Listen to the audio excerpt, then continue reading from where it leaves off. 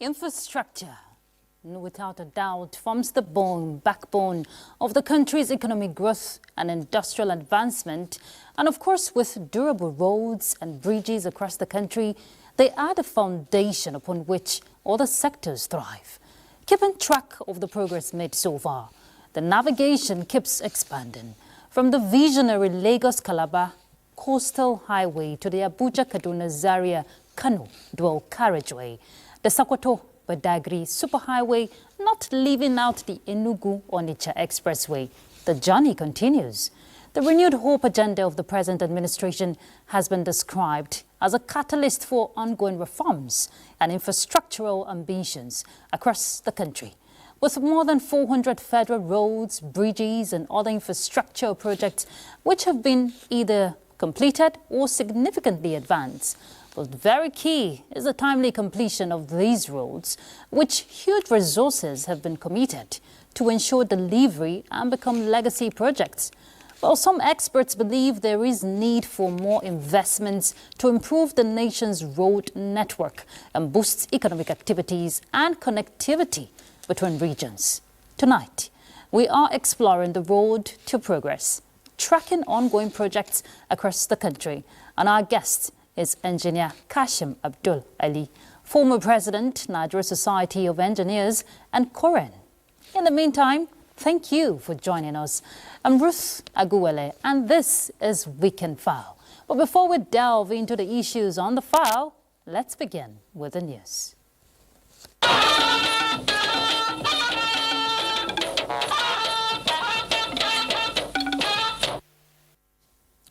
President Bola Tinubu has appealed to the African Union to strengthen diplomacy as the primary and most effective means of conflict resolution on the African continent. President Tinubu, represented by Vice President Kashim Shettima, made the appeal during a meeting of the African Union Peace and Security Council held on the margins of the 80th session of the United Nations General Assembly in New York. State House correspondent Abdurrahman Jibrila reports.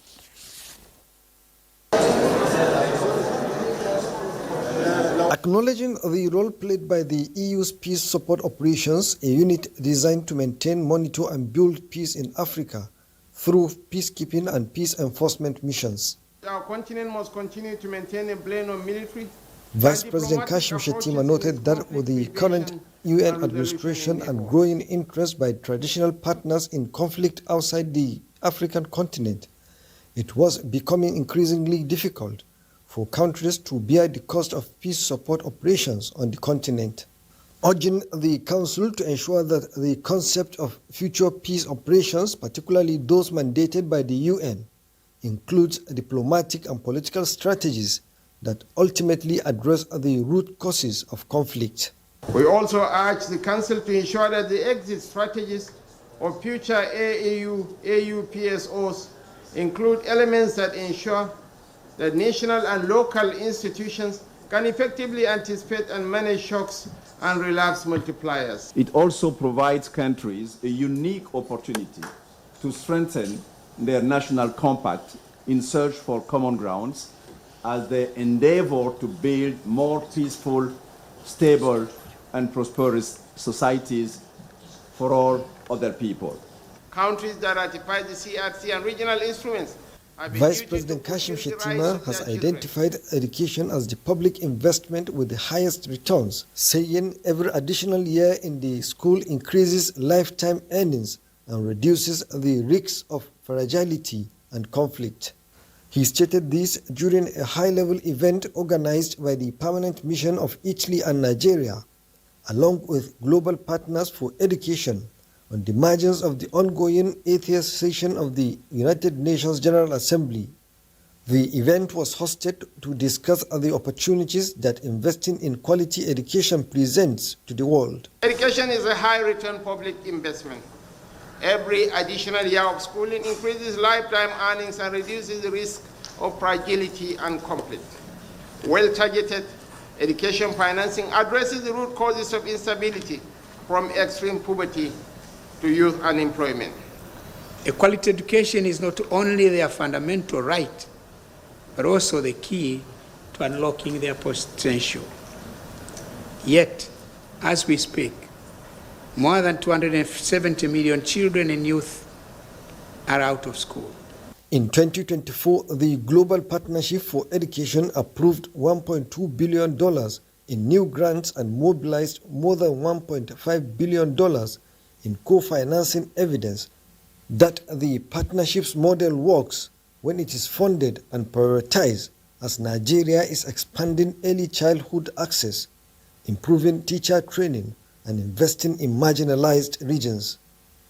From New York, Abraham Jibrila, NTA News.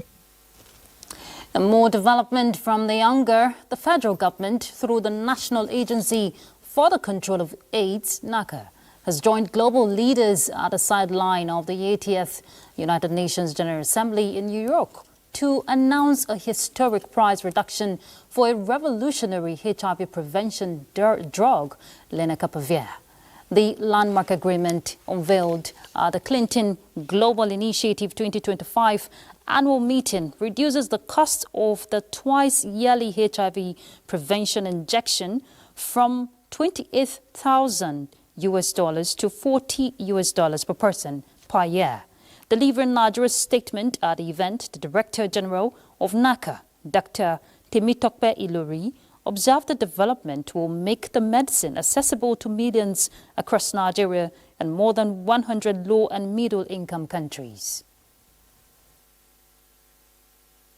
Today marks a milestone in our fight against HIV globally.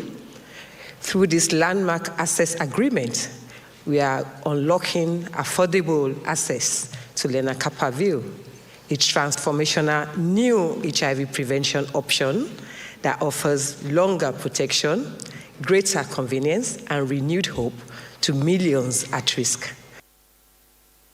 The announcement underscores Nigeria's leadership role at the younger in shaping global health solutions and reaffirming its determination to expand access to prevention, strengthen health systems, and accelerate progress towards ending HIV as a public health threat by 2030. Nigeria is determined to expand access to effective prevention and to strengthen our health systems to accelerate progress towards ending HIV as a public health threat. We are going to do this by leveraging on strong and innovative public and private sector partnership. Lenacapavir has been shown to be up to 100% effective in preventing new HIV infections. Let's turn our attention back home. The Jigawa State Elders Forum has pledged support to Governor Umar Namadi while urging his administration to sustain people-oriented development, address key social concerns, and strengthen regional cooperation. Led by Wazir Ngumel, Alhaji Adamu Mohammed Nasuru, the elders met with Governor Namadi at the Government House in Duse. Mohammed Musa Askira will tell us more. The elders asked the governor to convey their appeal to the president to ensure the completion of Jigawa parts of the Kano to Maiduguri highway, which they described as critical to Jigawa socio-economic growth. On agriculture, the forum urged Governor Umar Namadi to express their concern to the federal government over the delay in the implementation of Hadeja Valley Irrigation Scheme Phase 2, while appealing to the state government to expand upland irrigation scheme in the semi-arid regions of the state, which has been successfully started by the Umar Namadi administration. Of these, they noted, will boost food security, reduce youth migration, and create employment opportunities for the area and boost the economy of the locals, the states, and the nation.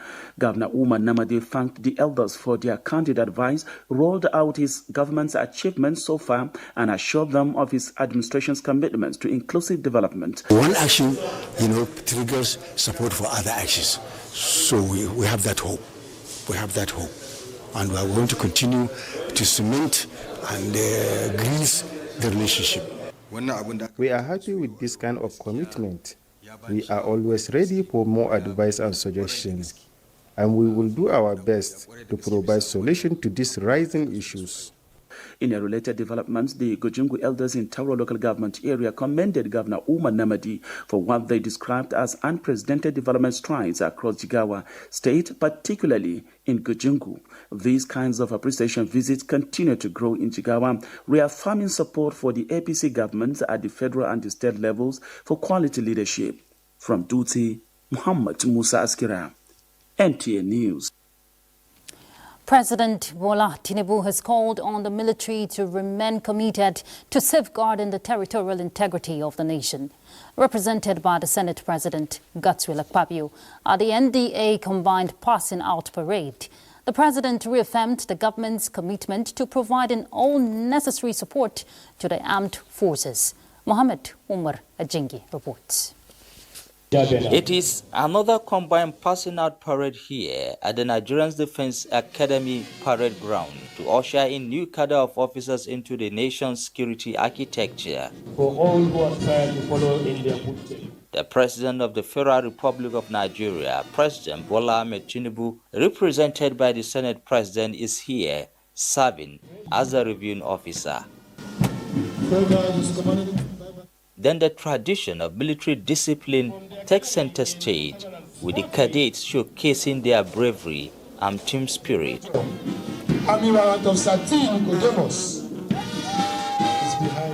There is no better time to prove your valor and demonstrate the virtues upon which this academy was founded in the defense of our fatherland. I trust you to do so with uncompromising dignity, honor, and professionalism. Academic brilliance and outstanding training excellence are not just recognized here, they are being celebrated and rewarded. As these young officers march out of the parade ground, they do so not just in uniform formation, but into the pages of history, prepared to safeguard the sovereignty and unity of Nigeria. In Kaduna, I am Muhammad Umar Ajingi, NTA News.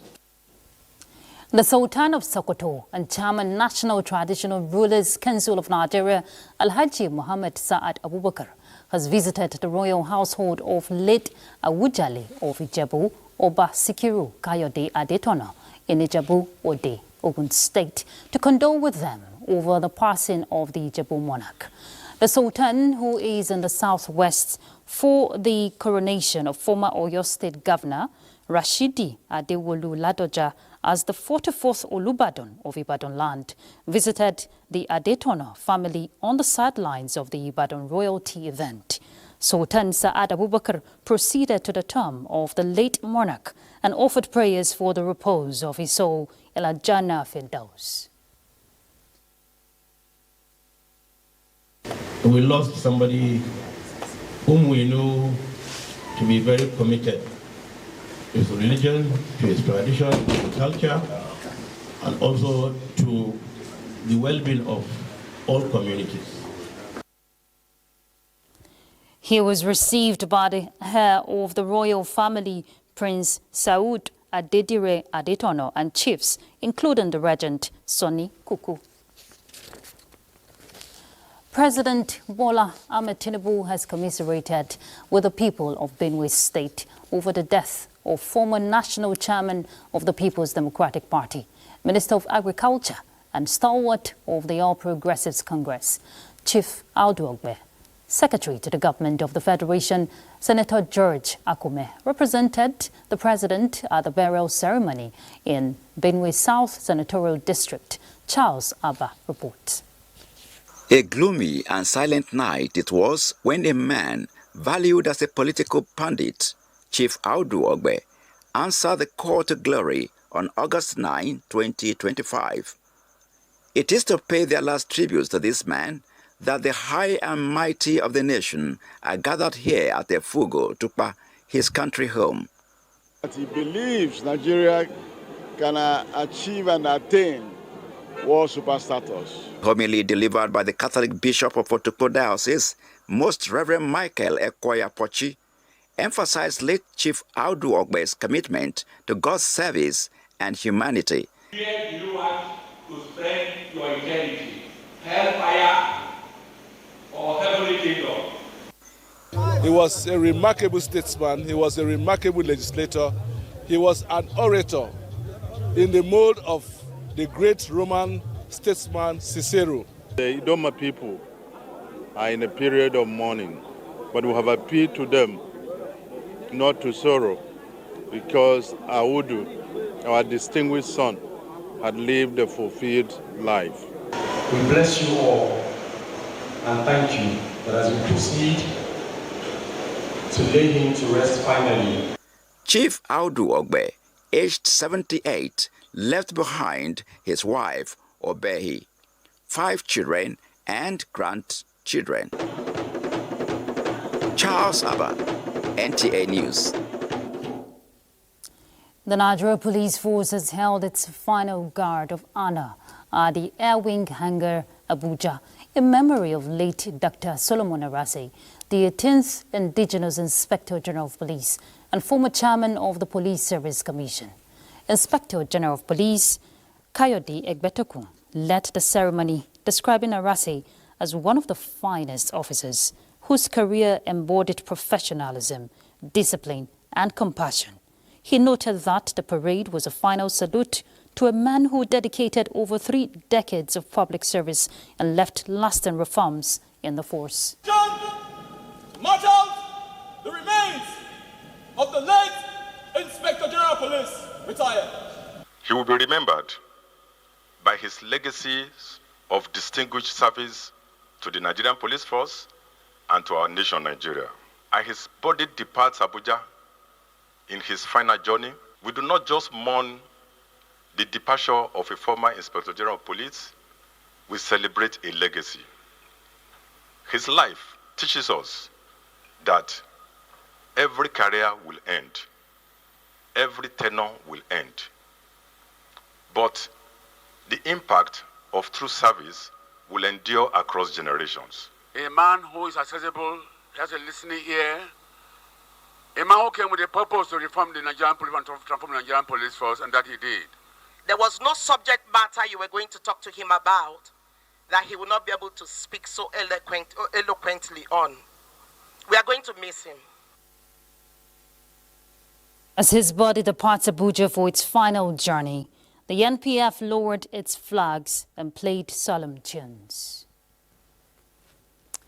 And talking about journeys, but not of death, but of progress.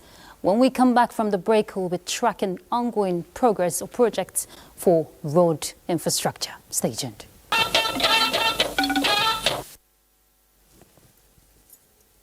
Thank you for staying tuned. Road infrastructure development is one of the priority areas of the current administration to grow the country's GDP.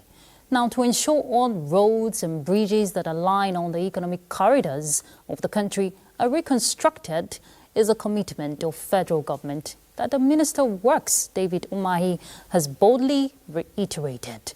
Correspondent Kenneth Ananim, who is keeping a tab on these projects, gives us an update. Road infrastructure, no doubt, is critical to sustainable economic growth. But when the roads are bad, they become burden to motorists and other road users, and economic activities suffer.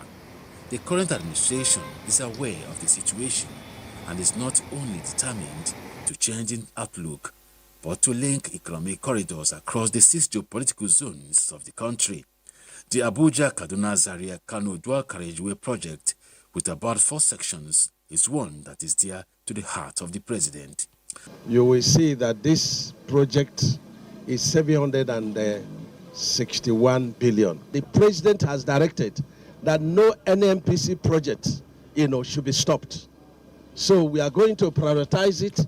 We are going to put forward what a contractor will, finish in the next 1 year. With the presidential directive for rehabilitation of highways and bridges on the verge of imminent failure, the 460-kilometer Abuja-Lokoja-Okene-Benin road is also receiving intervention.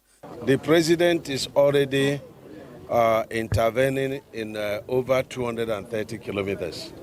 So we have another 200 kilometers, left, and the road is so terrible. Activities of heavy-duty vehicles plying the roads are also affecting the bridges, as the quality of work being delivered is getting a thumbs up from monitoring officers. The slow pace of work in some sections is of serious concern. We are lagging a little bit behind. In the section 3, then section 2, the contractor has not done well as per pace of work in the section 2. The 3 jobs we gave out in 2023, they may be facing the FCC, as we summon them to the office. Attention is also on the maintenance of the Kata and the third mainland bridges, both in Lagos as well as the Lagos-Calabar Coastal Highway. While some of these projects are at different levels of completion for different reasons, their economic prospects are enormous. Kenneth Nanim, NTA News. So, recognizing that socio-economic pathways need to be created, existing ones maintained, and boldly capturing Nigeria's potential is the source called for this current administration's expeditious construction of the 750 kilometers Lagos-Calabar Coastal Highway and the final phases of the Lagos-Ibadan Highway. Larry Belayi takes a look at these two major road projects. The 750-kilometer road stretched along the coastal corridor is already brewing million naira ideas amongst business moguls, and that is not surprising. No wonder the present administration call it a legacy project. I witnessed the significant progress at Section 2 of the Lagos-Calabar Coastal Highway, with over 10 kilometers of the 55-kilometer stretch already done. I'm also pleased to report ongoing works on cross rivers and Akwa Ibom sections, and I've directed that more segments be designed and procured. Projected to contribute $12 billion annually to the nation's GDP when completed, connecting 8 coastal states with potential to command trade, create jobs, tourism, enhanced agriculture, oil and gas, industrial growth, and marine economy. The construction itself is well known to be employment spinners. Everywhere there is construction, you have skilled labor, you have semi-skilled labor, you have unskilled labor. All this, form of employment stimulate economic activity. The construction works and other challenges encountered, driving back ozone surge, sand filling depths not envisaged, realignment of the corridor from the blueprint to accommodate existing property and limit demolition to the barest minimum. The office of Surveyor General has been moved to the presidency, so he's working directly under the president. Now, the mandate is for him working with state governors and the Ministry of Works to acquire land along this, project site. Meanwhile, the 127.6-kilometer Lagos-Ibadan Express Road is at its final phase, which is the modernized and expanded dual carriageway en route Ibadan. This road has been a major economic route for decades. A gateway road not only from the north to the southern part of Nigeria, but one of the trans-African routes from Cameroon to Abuja. In Lagos, Larry Belayi, NTA News. So let's keep track on that progress. We have a guest in the studio, Engineer Kashim Abdul Ali, MNI, former president, Nigerian Society of Engineers, and Koren. Thank you very much for joining us, Engineer Ali. Thank you very much. Good evening. Good evening to you too. So what do you make of the ongoing, construction happening across the country and the slow pace of work that some contractors have admitted to? What do you make of all of this? Well, it's an old song. And, it's one side we're hearing now. If you engage the contractors, they'll also tell you some of the challenges that they face interacting with the government.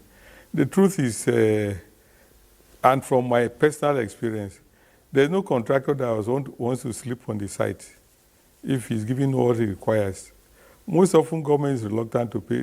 By the agreement that they often sign, you are supposed to be paid latest 28 days after your certificate is approved. But they never keep to that, and then they create the problem. Then they talk to the press and create the impression that something is going on. Having said that, it's not like also the contractors don't have their faults, because some of them are not prepared. They get these jobs on the platter of political connections, and then they are not even ready. It's after they get the job that they start preparing to do the work, and that takes a bit of time to put their thoughts together, get the finances, and mobilize. So that creates a problem for them. But I mean, all said and done, the real problem confronting most of our engineering projects in Nigeria is the governance. The governance structure is not effective and not sustainable. You see the minister going up and down. Before long, he'll burn out because he has other things to do. Imagine he's inspecting some roads in the northeast, for instance, and suddenly the president needs to see him. He has to start running back. Will he go back after that? Maybe while he's on his way, he'll be called again. So the minister has so much to do. But you see, if responsibilities are properly shared and people are held accountable for what they are doing, then we won't have some of these challenges. The minister's job will be kind of monitoring, both desk work monitoring, and only once in a while will he have cause to go to site. And when he goes to site, it means something is really, really important. Not the one that the minister will go to site and be arguing with the contractor or arguing with some people on site. That is not a good governance. We need to do what other countries of the world are doing to keep their roads in good shape. And if we look at the other side of the divide, one aspect that the Minister of Works, consistently has hammered on is the strict compliance to meeting deadlines, which we have seen from reports showing that these contractors are not meeting deadline. Like you said, he will burn out if he keeps going around. Now, if people are doing their jobs, talking about the contractors, I don't think, he will have to be there on ground 247 because he's getting good reports, but he needs to go see. Not to speak on his defense, what will be your recommendation, to avoid reoccurrences of contractors who continuously fail to meet deadlines? Okay, let me use a typical example, the Abuja-Lokoja road. It was awarded in 2006. By 2010, yes, I had an interaction, I had some work to do with Shopee. And from the handing over notes that were prepared for that route, all that was required to do that, the remaining of the work was about 10 billion naira, which government did not release. But because that money was not released, a lot of destruction took place to even sections that have been completed. And you can see recently, the minister was talking about releasing 56 billion for 53 kilometers, a section that is about 53 kilometers. You see how much it has gone. We have not looked at all the sections. Just a section was going to cost that, whereas the entire road would have taken that 10 M. So, 10B. So the point I'm making here is that it's not about minister not even going to site. It's okay to go to site. It's excellent to go to site, especially if you even qualify individual like the current minister. But what is done in other places is that to have structures. You see, ministries are for oversight, for coordination, policy development. But what we have in Nigeria is a situation where our ministries are involved in implementation. There should be agencies responsible for implementation. You will now ask, what about FEMA? By the law setting up FEMA, FEMA is Federal Road Maintenance Agency. In engineering, maintenance has a definition that is different from reconstruction and rehabilitation. Yeah. At the time FEMA even came into existence, about 73% of our roads had failed. So what was remaining was 20-something%. And that 23 included roads in the FCT that were, of course, in excellent condition and not even under the radar of FEMA. So you now ask, what was the essence of FEMA in the way it was constituted? FEMA has excellent personnel that could do a lot of work, but if FEMA had been transformed into the Federal Road Authority, an authority that is responsible for construction, reconstruction, rehabilitation, maintenance, and everything, then it will be a lot easier to hold them accountable. For instance, if you have a Federal Road Authority that is considered properly constituted by qualified individuals, they will prioritize the work they will do. They won't bite more than they can chew, because they will be guided by the ethics of the profession that they profess. So that way, you take a project and schedule it for completion at a particular time, run through that your schedule, complete it before you move to another one. But what we have is a situation where political pressures come, National Assembly people come, and everybody wants their roads awarded, and the roads are being awarded and nothing is happening. I know of a road that used to be a very excellent road for use. For those going to the east, in those days where they go through Makurdi, there was a shortcut of a road from Makurdi through Naka, Adoka to Ankpa. And from there, you just link and go to 9th Mile, and they shut it. That road has been it's just about 110 kilometers. Okay. The road has been, if I had failed for a very long time, contract was awarded, nobody is monitoring what is going on, and no work is done. And the road is killing people and enhancing insecurity along that road. Because, if you notice, if you study the pattern of insecurity in Nigeria, most of the places that the bandits stay are places where the roads are bad. Okay. Because you must slow down. And so that is why if you see there's a lot of insecurity around that Naka, Adoka in Benue. All right. Engineer Ali, I'm sure that is, well, since we're tracking progress, I'm sure that is work in progress. But let's take a break. Thank you for staying. Conceived to link the far north with the coastal areas of southern Nigeria, the over 1,000 kilometers, 6-lane Sokoto-Badagry superhighway, traversing many states, is set to redefine transportation and trade in the country. Dalhatu Abdullahi reports. Conceived over 40 years ago during the administration of the late President Shehu Shagari, the Sokoto-Badagry triple-lane superhighway has now become one of the legacy projects of President Bola Ahmed Tinubu, awarded on 14th of August 2024. Since the contract award, the contractor has mobilized to site, currently working across different sections of the road to ensure timely completion. The level of work is appreciable. For the way and the manner the contractor is working, we are convinced that definitely he will deliver the project at the stipulated time. Recent back-to-back inspections by the Minister of Works, David Omahi, and the Minister of State Works, Bello Muhammad Gorenyo, reaffirmed the federal government's unwavering commitment to delivering this multi-billion naira project within schedule. We've appealed to high-tech, please, no adjustment of price, look at it a lump sum, but go ahead and keep the quality and the integrity of the project. Community leaders in the project corridor described the intervention as timely and expressed appreciation to the federal government for the gesture. We are very grateful to the federal government for this wonderful development. It is but a tremendous development to our communities. We, the people of Silami local government, do not have enough words to thank the federal government for this project. We will cooperate fully for the contracting firms handling this road project.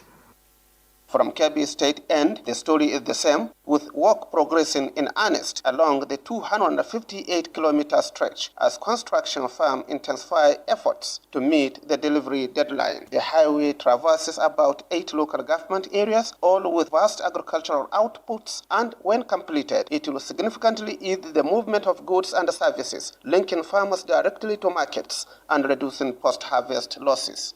In Sokoto, Dalhatu Abdullahi, NTA News.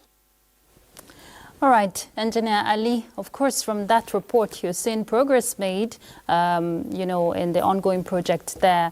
And people who are beneficiaries of this project are excited because, of course, it will boost, trade routes and enhance regional development.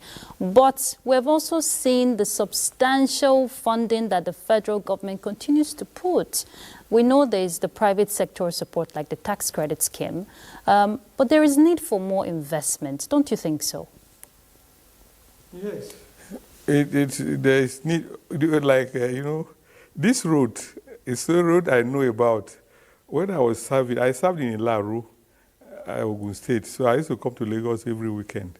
And when you go to Papaland too, you cross it, I used to see there was a clearance, that's 81, that cleared the corridor partially, and they said, this is Sokoto. I used to be very excited. Oh, let them do the road so we can take it.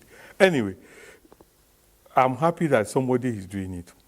Because if there had been some consistency from that time, by now we would have had the road. Even if we were doing 1 kilometer per month, or even, we would have gone far. But the point is the investment now is very high.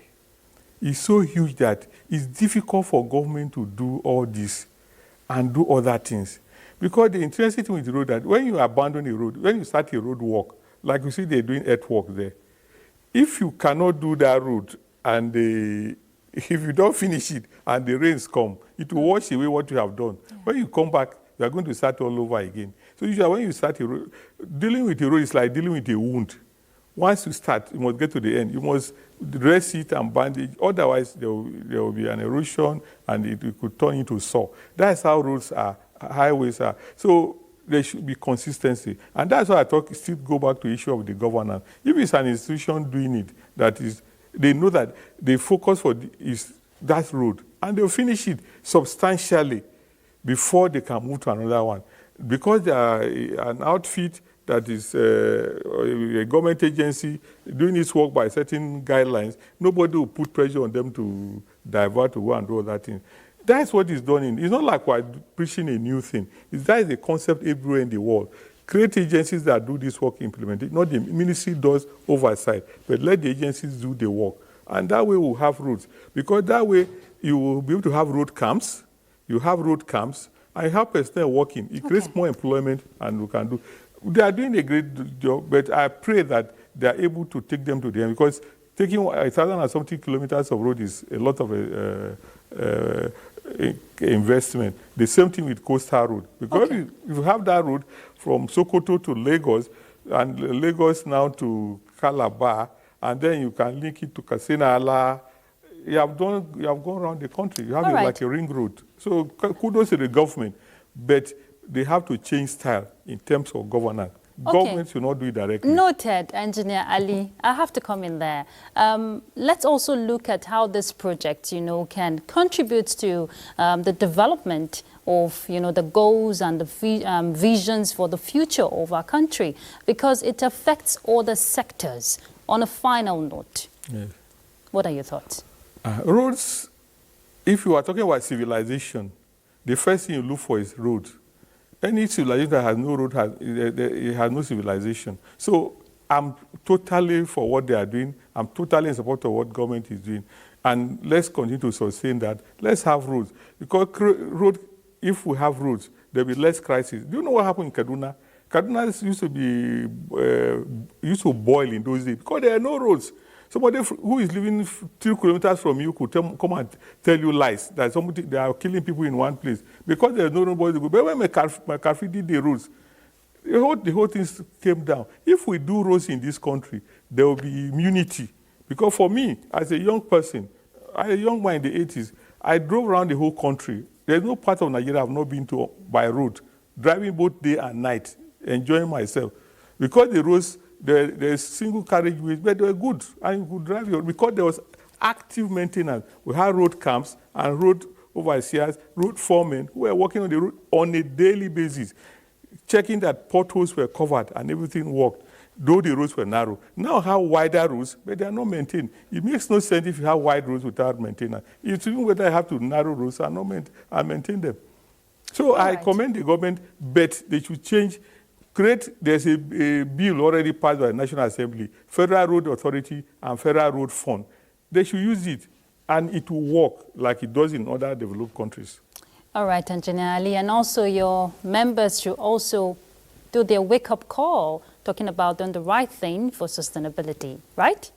Yeah, members know that if you don't do the right thing, the punishment is huge. They don't play with it. No engineer messes with his license. Okay, noted, Engineer Kashim Abdul Ali, MNI. Thank you so much for coming on Weekend File, and I'm sure those in authority have taken notes of your thoughts. Thank you. Thank you. All right, let's take a break. We'll be back.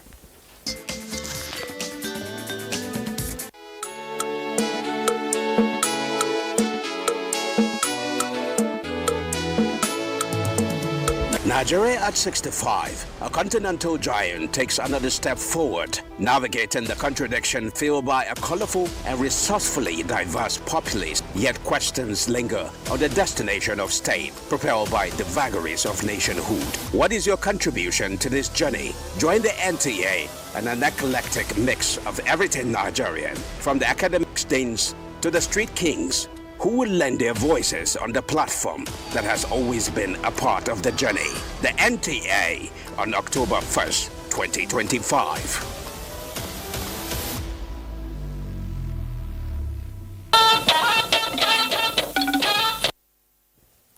Thank you for choosing NTA. And Sports Update is next. Ayodeji, you're set for us? Oh yes, Ruth, surely. We'll begin with football. Nigeria advanced to the third round of the 2026 FIFA Under-20 Women's World Cup qualifiers after a commanding 4-0 victory over Rwanda at the Lake Salami Stadium at Damasinga in Ibadan. Precious Oscar opened scoring in the 13th minute before Tumininu Adesina doubled the lead 7 minutes later.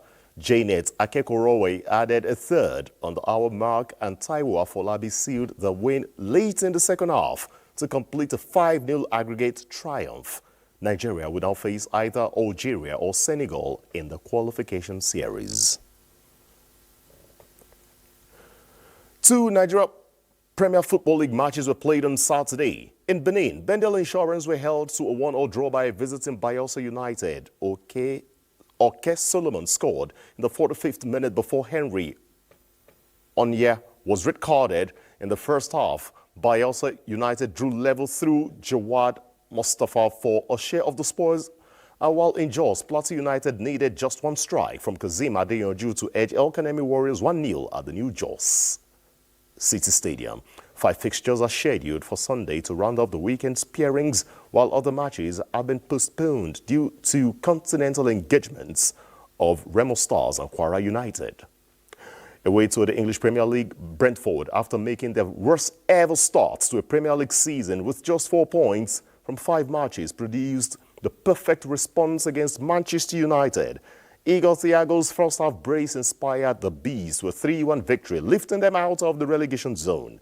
At the Stamford Bridge, Brighton stunned 10-man Chelsea with a 3-1 comeback win, ending the Blues' 12-match unbeaten home run in the league. Elsewhere, Manchester City thrashed Burnley 5-1 as Steve conceded 2 own goals, while Eddie Nketiah struck a dramatic late winner to give Crystal Palace a 2-1 triumph over defending champions Liverpool. On Sunday, Newcastle United face Arsenal at the Sports Direct Arena. And that's your sports. It's back to Ruth. All right, Ayo, thank you for giving us access to those information, though not pleasant for Man U fans. But guess what? Tomorrow is actually the International Day for Universal Access to Information, a day proclaimed by the United Nations to recognize access to information as a fundamental human right, vital for development, democracy, and holding governments accountable. The day is significant because access to information is a prerequisite for human rights, dignity, building inclusive societies, and informed decision-making. All right, and that's Weekend File. Go out there and get those information, but get facts right. And that's Weekend File. I'm Ruth Aguwele. Good night.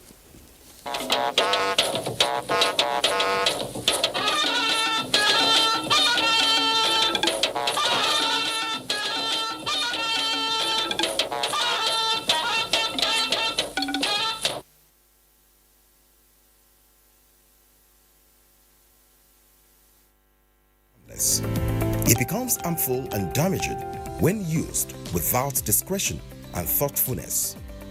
Bad social media users spread rumors and fake news with